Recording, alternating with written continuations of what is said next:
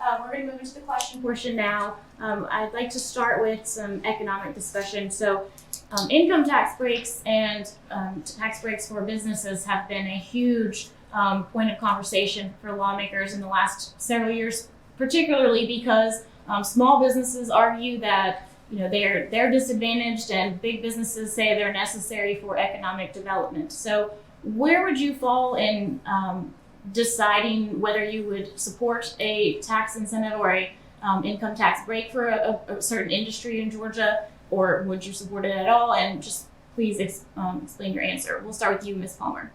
Thank you, Jessica. Well, that's a question where people get passionate about taxes, tax breaks, and whether or not they're going to be the ones paying taxes. I mean, we're Republicans. None of us want to pay any taxes, and we certainly don't want to increase any taxes. It is a strong argument that the larger corporations need certain tax breaks so they can help expand the economy. But at the same time, it's important to understand that the taxes cannot be onerous on the small businessman. Our America, our Georgia, were built on the backs of entrepreneurs, small business people, individuals who started small businesses that grew into big businesses. And we have all sorts of entrepreneurs out there working now, and they need a tax advantage so that they can make a successful business. We've all heard that with this quarantine, some businesses may not come back. The ones that have closed may not necessarily be able to. And in that event, we need to look at what we need to do in terms of tax breaks so that those who had a business but have been devastated by the COVID-19 quarantine can come back. We hope that whatever we do legislatively in Georgia as far as state taxes, that we can give those small business owners the same advantage that large corporations get. Now, from the national arena, that's going to be up to the Congress up in Washington, D.C., for them to decide that about the tax breaks. But locally and here in our state of Georgia, we absolutely need to support the small business people so that they can come back and be a vital part of our business economy. And I'll support whatever we need to do to be certain that they can do that. Thank you. Thank you. Mr. Hickman? Yes, ma'am. As I stated earlier, I'm a certified public accountant. I've been doing it 45 years, very familiar with tax laws and very familiar with the incentives law. We're very fortunate to live in a state that is rated number one state in the nation to do business.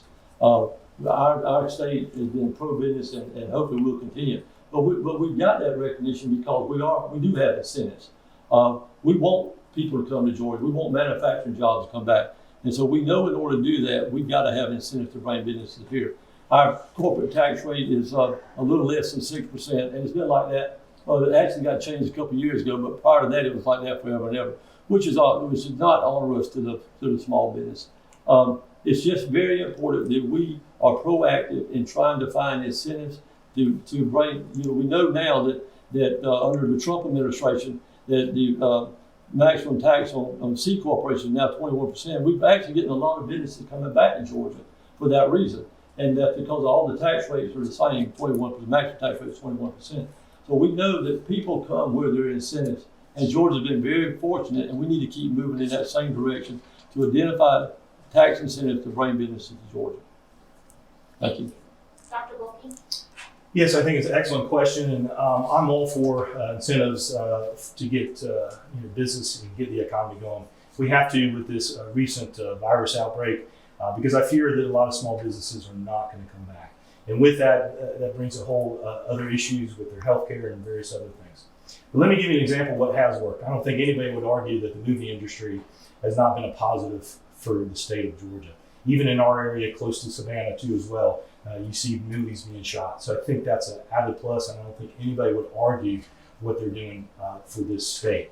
So I'm also a small business owner. I have 10 employees, so I know what it is to make payroll and do those things. And certainly, keeping it a level playing field is in my best interest as a small business owner and certainly as a future senator for that. So I also would like to know that we would be able to incentivize people to come to this area. Let me give you an example. I'd love to have some medical supplies and all the personal protective equipment. Why can't we get that incentivized into our area to produce that? Some of the companies have already done that. We have a great university as well as a technical college here that could help. And then obviously with the Medical College of Georgia being only about 90 miles away, we certainly could, and they could certainly use those materials. So I'm all for incentives. We have to do that to get this economy going again. Thank you. Thank you. Mr. Singleton? Yes, I'm going to be all ball out. I don't believe we need to be offering these large incentives. I believe it's one of the reasons we're in the predicament we're in already. We've given Hollywood such tax breaks that really only brings in an estimated $1 to $1.5 billion into Georgia. And I know 1.5, it's a lot of money. On the same side of that, it's also trillions and trillions of dollars they're making off the backs of Georgians. So I don't understand why we want those tax breaks, especially for Hollywood. I understand some larger manufacturers, they may need some tax breaks, but why don't we put that into the hands of the local communities to attract, like Tattnall County that needs to grow, and we need an industry, but we're stifled by the state. Why don't the state stop regulating so much and let the counties come in and do the business, bring the business into the counties themselves. That's why I've denied all kinds of lobbyists and corporate donations. I don't want that on my blood.